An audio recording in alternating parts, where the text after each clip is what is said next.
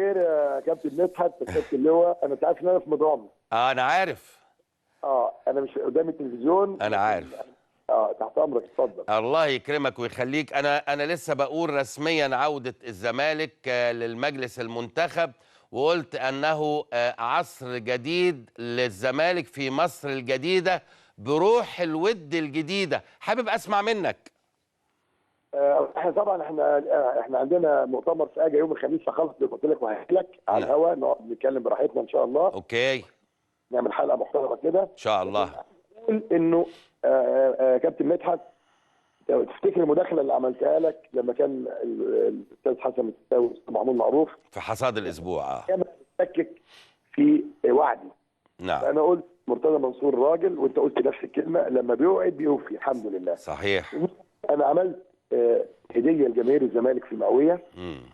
انا حتى هذه اللحظه لم التقي بممدوح عباس ولم احادثه تليفونيا. نعم. وكنت حريص على ده، يعني الاخ عمرو الجنايني لما طلب نقعد مع بعض قلت له يا عمرو، انا ليا في السياسه شويه، يعني انا راجل كنت عضو مجلس شعب وقاضي رئيس محكمه ومحامي قاضي، يعني بفهم شويه في السياسه. انا مش عايز حد يقول احنا قعدنا مع بعض عشان كان في شروط او كنت شروطي عليه او تحفظات او طلبات، انما احنا كلنا هنقعد مع بعض بعد ما المحكمه تحكم. الحمد لله. ايوه. اللي شكك في نوعيه انا ما اتنزلتش عشان ممدوح عباس، انا اتنزلت عشان نادي الزمالك وجماهيره، انا اتنزلت علشان بصراحه انا اتاثرت جدا يوم مباراه الزمالك والفريق الاسباني في المئويه، لما شفت هذا الجمهور العظيم اعظم ما في المنظومه، كان احسن مننا اداره واحسن من الانديه واحسن من اللعيبه. جمهور الزمالك اللي متحمل النادي من سنه 48.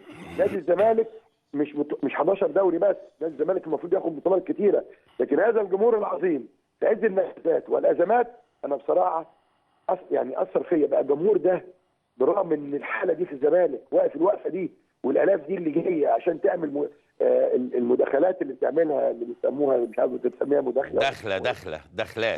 دخلات دي بهذا الكم الكبير، وهو اللي مجهز المئويه اكثر من مجلس الاداره واكثر مننا. والله العظيم اليوم ده كان يوم بالنسبه لي، انا كان يوم مفصل في التاريخ وتاريخ نادي الزمالك. وقلت منذ هذا اليوم انا هروح بكره نازل، وحتى قلت الاخ عمرو الجنايني رحب جدا كان عندي، وكان الاخ كامل بتاع الاخ امير رفاعي، وراحوا كلموا الاخ ممدوح عباس، وانا اللي عملت هذه المبادره وتحملت يا استاذ مدحت ما هو فوق طاقه البشر.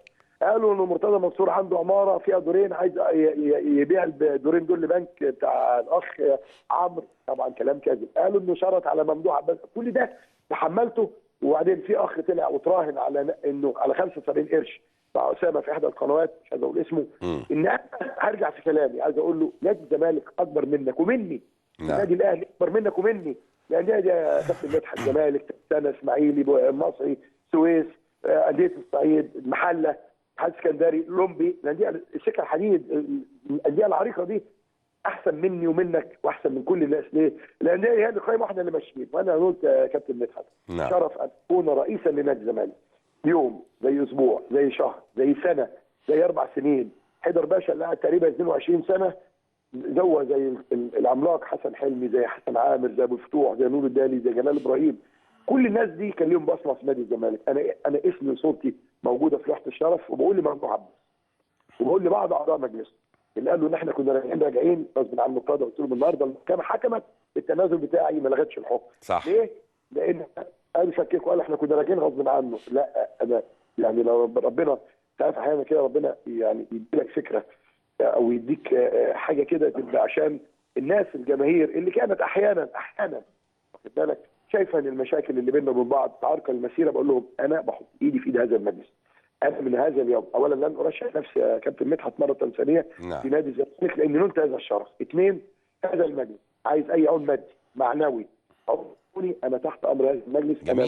جميل شج من الدرجه الثالثه لنادي الزمالك وجماهير نادي الزمالك، كلنا لازم نقف ورا نادينا. بقول للجماهير المحترمه انتوا اللي اثرتوا فيا، انتم اعظم ما في المنظومه، انتوا احسن من كلنا. وبكره يا كابتن مدحت مش بتاع ممدوح ولا مرتضى ولا كمال درويش ولا جلال ابراهيم ولا محمد عامر، بكره بتاع جيل جديد. عايزين نديه فرصه ان شاء الله ينزل يمكن يقدم احسن من اللي احنا قدمناه. انا حاولت وغيري حاول، وبقول اعظم ايام حياتي قضيتها وانا رئيس نادي الزمالك. انا كنت رئيس نيابه ورئيس محكمه ومحامي نقض وعضو مجلس الشعب واصغر مؤلف قانون في مصر، وليا مواقف سياسيه وكل حاجه. الناس مش عارفين الا مرتضى منصور بتاع نادي الزمالك. هذا النادي اعطاني اكتر مما استحق، واقل حاجه ان انا بنهي صفحه الخلافات هديه لجماهير نادي الزمالك يا كابتن.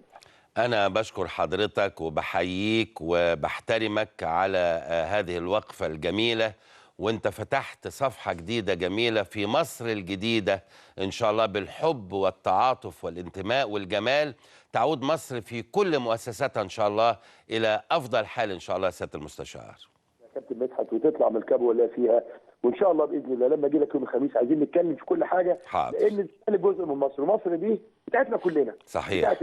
وبتاعت المسلم وبتاعت الاخوانجي وبتاعت السلفي وبتاعت الناصري وبتاعت الثوراجي وبتاعت المستقل وبتاعت كل دي بلدنا. صحيح. لو ما خفنا فيها وخفنا عليها، بس مصر مش هتضيع، لان ربنا سبحانه وتعالى كرمها في القران الكريم 7 مرات. مصر هتقوم احسن من الاول يا كابتن مدحت. إن شاء الله. اذا كنا قايمين على الفساد وعلى الظلم، فاضل لنا بقى نحب بعض. يمكن المبادره اللي عملتها دي كانت مبادره حب. أيوة. زي ما الزمالك هينطلق بالحب دوت، نفسي كلنا نحط ايدينا في ايدين بعض، ومصر تنطلق انتاج، في سياحه، في استثمار، في امن. بلدنا هتبقى اعظم بلد في العالم والله العظيم لو حبينا بعضنا إن شاء الله بإذن الله. بشكرك شكرا جزيلا يا سيادة المستشار، أشكرك شكرا جزيلا. يعني حضراتكم معايا، أنتوا حاسين باللغة، حاسين بالأحاسيس، وهذه الأحاسيس هي كامنة في الصدور، ولكن خرجت مع مصر الجديدة.